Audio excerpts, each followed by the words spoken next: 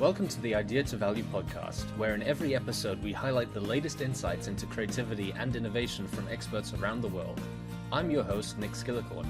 I care about the evidence behind what makes ideas happen, and I've already helped thousands of people just like you through my unique insights into recent scientific findings of how creativity works. I also show you how to turbocharge innovation programs so they finally deliver on the value and ideas you've been struggling to execute. Get your free training on how creativity can be improved by registering now at www.ideatovalue.com. Now let's get on with today's episode. Hello everyone and welcome to another interview for the Idea to Value podcast. I'm very happy to have with me again Paul Sloane. Paul is a prolific author on the subject of innovation. He's a bit of a social media influencer with more than, I think, 40,000 Twitter followers now. And right. His most recent book is the third edition of the Leader's Guide to Lateral Thinking Skills. Paul, it's wonderful having you here. Great to be with you, Nick. So today we're going to be talking about this concept of leadership and what it means for innovation, what it means for thinking differently. So for people who don't know you or the work that you've done, can you give us a bit of an insight as to your thoughts around lateral thinking, which is where most people sort of got a taste of you? Yes, so I write and speak on lateral thinking in business and how you can use the techniques of lateral thinking to drive creativity and business innovation. And it all comes down to leadership, really. What's preventing innovation in most organizations today is not a lack of ideas or a lack of money or resources. It's lack of leadership and courageous leadership. Leaders who are prepared to take risks, to back ideas, to place careful bets, and to do this in an intelligent way and to use some lateral thinking.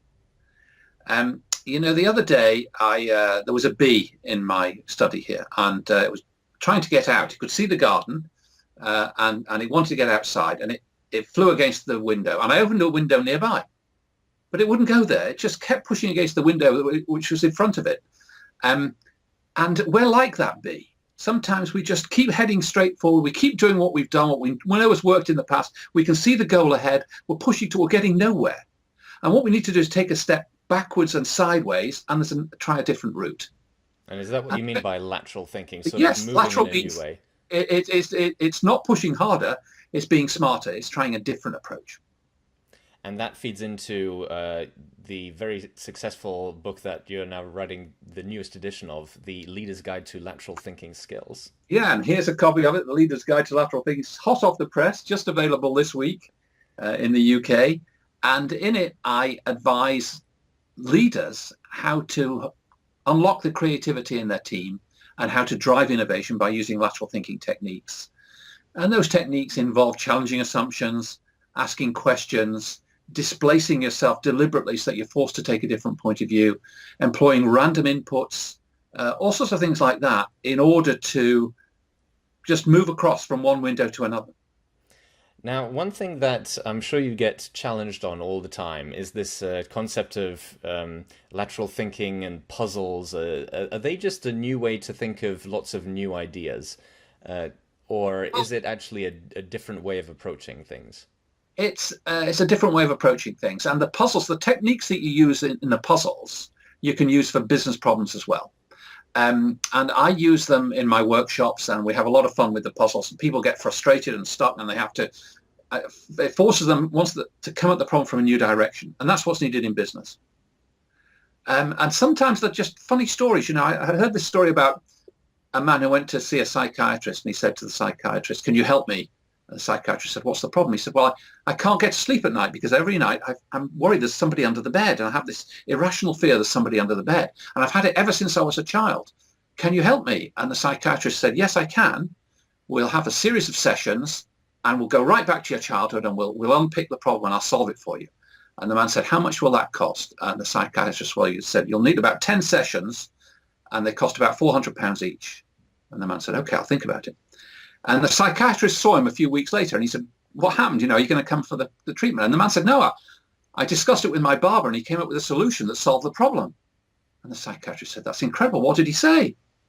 And the man said, "Cut the legs off the bed. And then you know for sure there's nobody under it."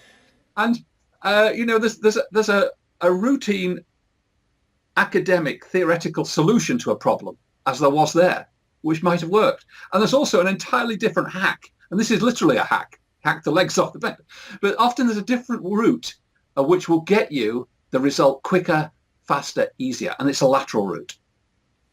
And is the main aim of these lateral thinking exercises to just come up with different ideas? Because what we're talking about today, it's not just about ideas, it's also about leadership. So Absolutely. What's the link between the two? Well, the leadership, the ideas are necessary, and you have to have lots of ideas, and you have to have good ideas. But then the leadership is all about turning those into action. And first of all, you've got to create an environment in which people are allowed to have ideas and allowed to voice heretical opinions, allowed to challenge, allowed to question the orthodoxy. And that's a cultural thing which the leader can either encourage or discourage. And we've seen many examples of leaders who discourage that kind of challenge in their thinking, and they just want to hear good news. And apparently Donald Trump's a bit like that. He just likes people who tell him good news. And he watches Fox News, and he doesn't want to hear anything that challenges his views. But a really innovative leader welcomes unorthodox views. They welcome challenge. And what I say you should do is you should then employ rebellious, committed rebels, loyal rebels, people who want to see the organization do better, but are unhappy with the way it's doing things at the moment. So you want loyal rebels, and the leader can create an environment in which those people are recruited, encouraged, and then empowered to try things. And what the innovative leader does is he or she starts lots of fires under different people in different departments, and they're trying new things. And the innovative leader is constantly curious and constantly challenging. And one of the things I say is they have to be an arsonist and a firefighter. Mm-hmm. They're going around starting fires, and they're also going around putting out fires. Somebody says, well, we tried it, didn't work. Customers didn't. He says, stop that. Oh, but it's really interesting. No, stop that. We'll try something else. And you see examples of this. People like Jeff Bezos in Amazon. He's always starting new fires. He's trying new things, and he tries incredible things. I mean, Kindle was an amazing idea for a company that had no experience in making hardware, and it worked. And the Amazon Fire, which was the phone, didn't work. But a literal example of putting out a fire. Yeah, a literal example of putting out a fire. Exactly. And he's constantly improving innovation, and at the same time, he's improving efficiency. So he straddles both sides of the fence. I think that's an interesting point to touch on, and especially in the concept of like creating fires but putting them out. A lot of management seem to feel that their whole job is putting out fires, and so they might be comfortable with spotting problems and putting them out. But do you think there's a requirement to sometimes let these fires burn a little bit longer than people are comfortable with? Sometimes, but firefighting is important. And when I was a CEO of a software company, I'd go in on a Monday morning and I was straight into firefighting mode. Somebody's resigned, customers made a complaint, project's behind schedule, and it's almost impossible to stop yourself wading in trying to fix problems, because that's what you think you're good at. And it's essential. The problems have to be fixed. You can't ignore them.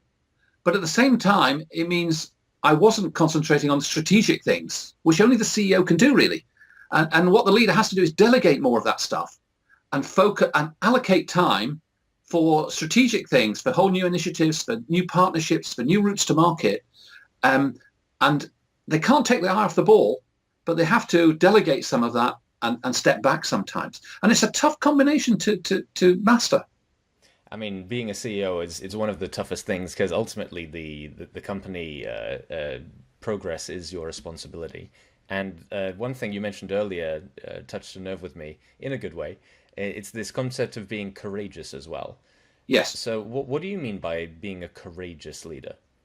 By being a courageous leader, I mean making the tough decisions, the long-term decisions, the unpleasant decisions, which sometimes you have to make. And we constantly see people avoiding it. So if you look at the political leaders in the UK, they've avoided a decision on expanding Heathrow or Gatwick for decades because they're worried about the unpopularity. If you say we're going to build a new runway at Heathrow, a lot of people will be upset. You get a lot of short-term flack. And so they put it off. They have an inquiry. They use various delaying tactics. And they avoid the big decisions, the important decisions. But a courageous leader will take a tough decision, And a courageous leader will admit that he or she has made a mistake when it turns out the decision they made was wrong, and they'll reverse it or do something different. And that takes courage because once again, if any leader says, well, I'm changing my policy, the media will say, well, that's a U-turn, it's a flip-flop, it's a sign of weakness. But in fact, to change your mind can be a sign of strength.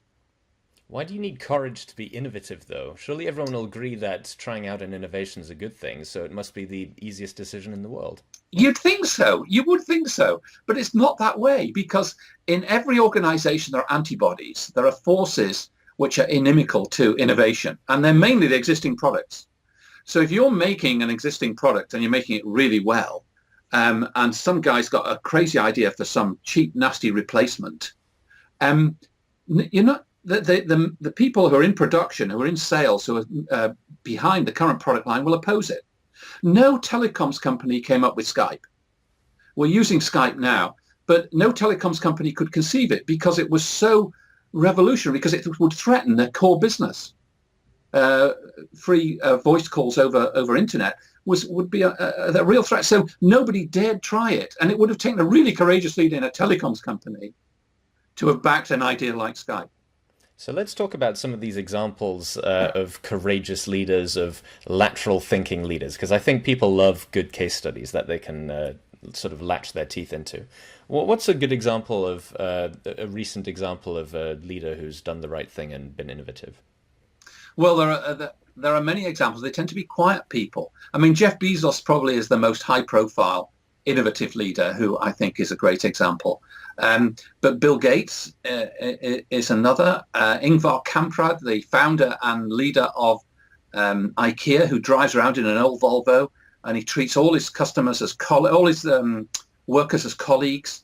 And he's always had a very, very innovative approach to new products and new ideas and new store layouts, constantly trying new things, but not in a dictatorial way. He empowers people and he steps back. And it's that sort of thing which you see in great leaders. Anne Mulcahy, who took over as the CEO of Xerox back in 2002, I think it was. And she had a really difficult job on her hands. Xerox was a product company. She wanted to turn it into a services company. She did a very lateral thing. She printed up a fake document, fake news. It was a Wall Street Journal article dated 7 years in the future. And it talked about the turnaround at Xerox and how the company had moved from being a product company to doing all the document handling needs of its clients, and what a great job they were doing. And she gave a copy to every employee, and they understood what she wanted. They understood the direction that she was headed. And innovative leaders don't say, this is exactly how we're going to change the organization. What they say is, we're here today, we want to be somewhere different tomorrow. And they paint the vision of what they want. And then they say, you figure it out. I need smart people like you to tell me how we're going to get there. And they throw down a challenge, like Kennedy did with the moon landing. He said, before the decade is out, we'll send a man to the moon and return him safely to Earth. He had no idea how they would do it. And she didn't know how they were going to do it with Xerox, but she set out the direction of travel, the destination, and she inspired people to try new things. And that's what innovative, courageous leaders do. They set a destination, they throw down a challenge, they empower people to try all sorts of crazy ways of getting there. I think a lot of people in leadership positions quite often forget that. They don't necessarily need to have the answer of how a company is going to achieve their future goal, and they think that is their duty. But quite often, if the way of matching these targets and future visions isn't clear yet, then it's up to the entire team to figure it out, not just this one individual person. That's right. And very often there are people close to the action who can see things that you can't. If you're at the top of the organization, you've got a view, you think you've got a very good view, but it's limited. And there are people lower down the organization who can see opportunities. And many of them are frustrated. They're not being listened to today. And what you need is a leader who's a good listener and open to new ideas. And that flies in the face of conventional leadership, which is all about being strong and determined and knowing what you want and having a strong plan and implementing the plan come hell or high water. And that may have worked in the past, but it's too inflexible today, I think. So what can leaders do, or people who want to develop their leadership capabilities do, in order to become better leaders? they can read my book. And this, yeah, it may sound trite, but there are a lot of good ideas in the book about how leaders can change their style, change the corporate culture, and use some of the methods and techniques of lateral thinking to challenge assumptions, to ask questions, to deliberately take a different point of view, even to use random inputs to conceive new possibilities. So where can people go to find out more about you, the work that you do, and this book of yours? Well, if you search for me, Paul Sloane, on YouTube or on the internet, you'll find it. It's Sloane.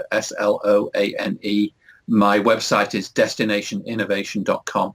And I've got lots of videos and lots of blog entries. I'm a prolific blogger, so I've got about 500 or 600 blogs that I tweet about, and some people really enjoy them.